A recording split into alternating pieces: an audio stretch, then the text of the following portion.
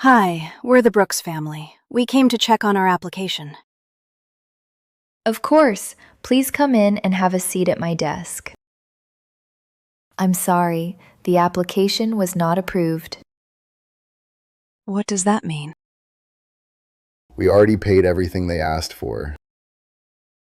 All three of us. So why did they deny us?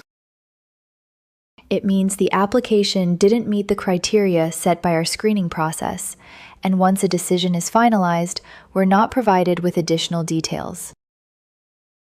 That is not an answer. That's the only information I'm authorized to provide. So we paid all that money for nothing? I understand this is upsetting. No, you don't. When AI denies a family a home, who pays for that decision? Later, at Pineview Apartments. Hi, we're the Brooks family. We came to check on our application. Welcome to Pineview. Please have a seat, and I'll pull your application up. We just need to know why this keeps happening. Your file was flagged by our screening system. What screening system? An AI-based tenant scoring system. So we paid twice for a system to reject us twice? I'm saying the system identified risk factors. We were never told that before. By the time they got an explanation, the family had already paid twice for the same silence. This time, the question is not only who was denied, it is how many times a family should have to pay before silence becomes the real decision. All rise. AI court is now in session. Presiding over this proceeding is the Honorable Fedora Judge. Good afternoon, everyone. Please be seated. The court acknowledges Maya Grant for the Public Interest Counsel, Aaron Blake for the defense, Val, our technology analyst, and today's witnesses. Some testimony will be presented here in court. Additional testimony will be received remotely. For the record, Maya Grant, please identify the first witness. Thank you, Your Honor. This is Emily Brooks. Good afternoon, Your Honor. My name is Emily Brooks. Thank you. You may proceed. Miss Brooks, what happened after the first denial? At first, I thought maybe something small was wrong in our paperwork. So you applied again? Yes, we checked everything line by line and tried a second place. We thought maybe a different complex would look at us with fresh eyes. And when the second denial came? That was when it felt different. Because by then, we knew it wasn't paperwork.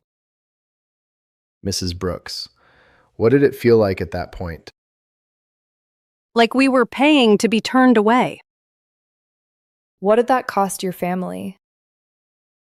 More than money. It cost us our stability. After the second denial, it felt like the decision was happening somewhere we couldn't see or reach. Tyler Brooks, you may proceed. Good afternoon, Your Honor. My name is Tyler Brooks. What stayed with you most about what happened? We were standing there talking to people, but it felt like nobody in the room was actually making the decision. And when did you realize a system was involved? After the second denial, that's when they finally said an AI scoring system had flagged us. It had already decided before we knew it existed. What changed for your family after that? We moved in with my aunt for a while. It was the only way we had a roof over our heads. How did that affect you? It was embarrassing. We're 3 adults. We had to show up at a relative's house with bags instead of a lease. It felt like the system decided we weren't ready for a place of our own. Mr. Brooks, what was the financial impact? We paid twice. 3 adults, 3 application and credit fees each, totaling $510 gone before we ever got a key. What did that money represent for your household? Groceries, gas, bills. That was our margin for the month. That money mattered. Did anyone warn you your file could be flagged by this scoring system? Not until after they had already taken our money. So the denials came first and the explanation came later. Much later. By then, the $510 was gone, and we were sleeping in a spare room at my sister-in-law's. The court recognizes Val, our technology analyst. Thank you, Your Honor. AI-based screening systems can analyze patterns in applications and compare them against risk models. Some systems assign risk scores using payment history, credit signals, eviction records, and pattern comparisons, even when applicants never see which factor carried the most weight. Can a single detail make the difference? Yes, in some systems, one late payment, an old collection, or an address linked to a prior eviction can push a score below an internal cutoff, without any human ever looking at the full context. Can those systems be wrong? Yes. So the issue is not that the tool exists. The issue is whether humans rely on it as if it is the final word. And whether applicants are ever given a fair explanation. The court calls Dana Mercer, tenant rights advocate. Good afternoon, Your Honor. My name is Dana Mercer. How common is this problem? More common than most families realize.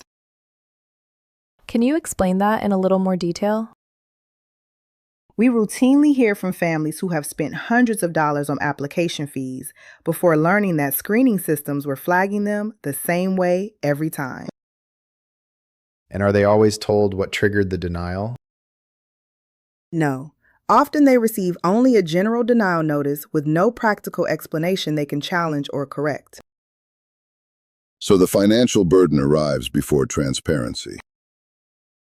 Yes, Your Honor. The money is very real. The reason often isn't. The court calls Marcus Reed, leasing office representative and tenant screening liaison at Pineview Apartments. Good afternoon, Your Honor. My name is Marcus Reed. Mr. Reed, did the Brooks family know AI scoring was involved before paying fees? No, they did not. Did they know they could be denied by criteria never shown to them? That information was part of the screening process. Following procedure does not automatically guarantee fairness. The application process was followed. A process can be followed and still fail fairness. Mr. Reed, if an AI score is effectively deciding who gets housing, who in your company takes responsibility for that decision? The screening results are one component of our standard decision process, Your Honor. And yet, to the applicant, the decision feels final, and the reason feels hidden. We weren't asking for special treatment. We just wanted a fair chance. Instead, we paid money we could not afford to lose. That is the heart of this case. Mr. Reed, what matters more here? Speed or fairness? Fairness, Your Honor. Then why were they not told the scoring system had already played a role before the fees? That is how the process is set up. If people must pay before they are judged, fairness cannot arrive after the denial.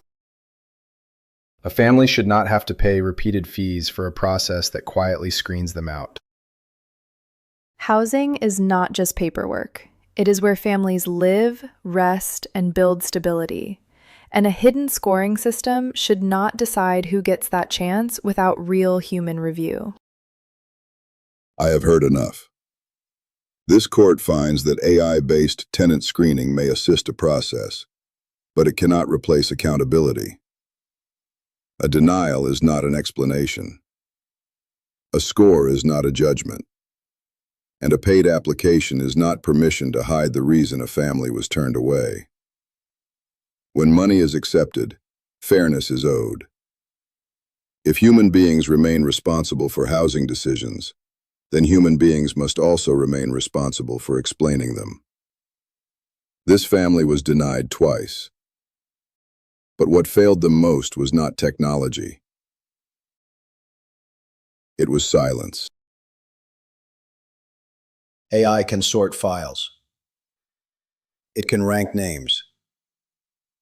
It can flag risk. But when families are denied without understanding why, technology has already crossed into judgment. This session of AI Court is now adjourned.